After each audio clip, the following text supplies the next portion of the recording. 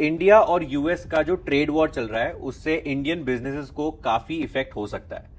इसलिए Indian government Japan की strategy को एग्जीक्यूट करने की कोशिश कर रही है और वो आप सबके लिए समझना बहुत इंपॉर्टेंट है कि क्या क्लेवर मूव लिया था जापान ने और वही मूव अब इंडिया इंप्लीमेंट कर रहा है।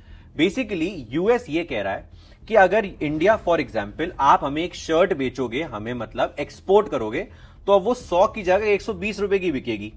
अब इसके अलावा हम जो आपके यहां बेचेंगे उस पर आप कोई टैरिफ नहीं लगाओगे, मतलब चट भी अपनी पट भी अपनी। अब इसमें जापान ने क्या किया? जापान ने यूएस से कहा कि अब क्या बेचना चाहते हो? यूएस ने बोला हम एग्रीकल्चर बेचेंगे। तो जापान कहता है अच्छा ठीक है, वो हम करा लेंगे, कोई बात नहीं, आप बेचना हमारे यहां, बट इसके साथ साथ हमें फेवरेबल टर्म्स चाहिए अपने ऑटोमोबाइल को वहां बेचने के लिए। जो ऑटोमोबाइल पार्ट्स हम आपके यहां बेचते हैं उसके लिए फेवरेबल टर्म्स बनाओ, क्योंकि वो जापान का बहुत इंपॉर्टेंट सेक्टर है। अब यूएस अग्री कर गया तो उनको एक फेवरेबल टर्म मिल गई जापान को। सेम चीज इंडिया कर रहा है। इंडिया ने पहले तो ये क्लियर कर दिया कि हम एग्रीकल्चर प्रोडक्ट्स में आपको मार्केट ऐसे ओपन नहीं कर सकते क्योंकि वो हमारे लिए इंपॉर्टेंट मार्केट है।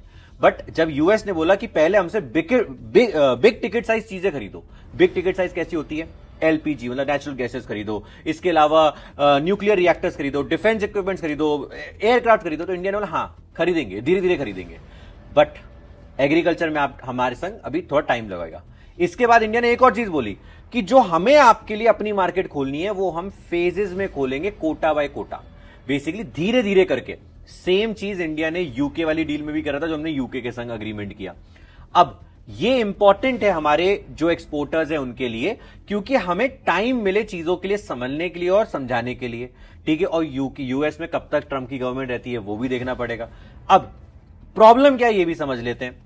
सबसे बड़ी प्रॉब्लम है जो हमारा एक्सपोर्ट है वो अभी नहीं हो पा रहा है। तो जितने एक्सपोर्टर्स हैं उनको प्रॉब्लम आ रही है, क्योंकि वहां पे जो लोग हमारा प्रोडक्ट खरीदने वाले हैं वो भी सोच रहे हैं ना कि 1 अगस्त आने दो, देखते हैं क्या अग्रीमेंट बनेगा, उसके बाद सोचेंगे। इसके अलावा एक और बॉम्ब फेंक दिया है यूएस के प्रेसिडेंट ने। उन्होंने बोला है कि जो भी रशिया से ऑयल ले रहा है, मैंने आपको पहले ही बताया, रशिया से जो हम ऑयल ले रहे हैं उसी की वजह से जितना वर्ल्ड में इन्फ्लेशन आया पेट्रोल वगैरह में, उतना इंडिया में नहीं आया, क्योंकि हमने रशिया से ले लिया और बाकी कंट्रीज को बेचा भी, वो बात की बात है। बट बात यह, वो कह रहे हैं कि अगर आप खरीदोगे तो हम आपको एक्स्ट्रा टैरिफ लगाएंगे, मतलब जो 20% था उसे 30% कर देंगे, ठीक है। और जितने भी ब्रिक्स नेशन है जिनमें से बहुत सारे रशिया से ऑयल ले रहे थे, ठीक है, उनके ऊपर हम ब्रिक्स टैक्स लगाएंगे, मतलब 10% का, वही जो ऑयल वाला रशिया ऑयल टैक्स हो गया, ये टैक्स लगा दिया जाएगा। तो इंडिया के ऊपर 30% के टैक्स की बात आ रही है। अब आगे देखते हैं इसमें क्या होगा, बट इंडिया जापान की स्ट्रैटेजी यूज कर रहा है, ये मैं आपको बताना चाहता था। जय हिंद, जय भारत।